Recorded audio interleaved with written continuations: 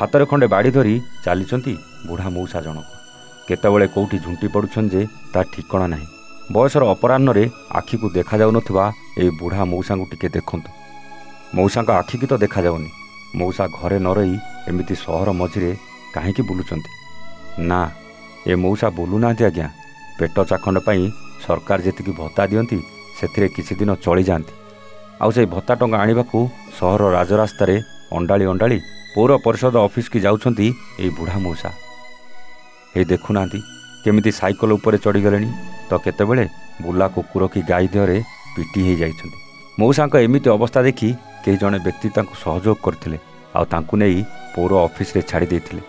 ସରକାରଙ୍କର ନିୟମ ଅନୁସାରେ ଏମିତି ଅସହାୟ ଲୋକଙ୍କୁ ତାଙ୍କ ଘରେ ଭତ୍ତା ଟଙ୍କା ପହଞ୍ଚାଇବା କଥା, କିନ୍ତୁ ସରକାରୀ ଅଫିସରମାନେ ନିଜ ଅଫିସରେ ବସି ଏମିତି ଅସହାୟ ଲୋକଙ୍କୁ ହଇରାଣ କରିବାକୁ ପଛଉନାହାନ୍ତି। ଏ ବିଷୟରେ ଆମ ପ୍ରତିନିଧି ପୌର କର୍ତ୍ତୃପକ୍ଷଙ୍କ ଦୃଷ୍ଟିଗୋଚର କଲାପରେ ପୌର ନିର୍ବାହୀ ଅଧିକାରୀ କହିଛନ୍ତି ଆସନ୍ତା ମାସରୁ ଉକ୍ତ ହିତାଧିକାରୀଙ୍କୁ ତାଙ୍କ ପାଖକୁ ଯାଇ ଭତ୍ତା ପ୍ରଦାନ କରିବାର ବ୍ୟବସ୍ଥା କରିବୁ। ସୁବର୍ଣ୍ଣପୁରରୁ ଉମାକାନ୍ତ ବାଗଙ୍କ ରିପୋର୍ଟ, ଏୱାନ୍ ଓଡ଼ିଆ।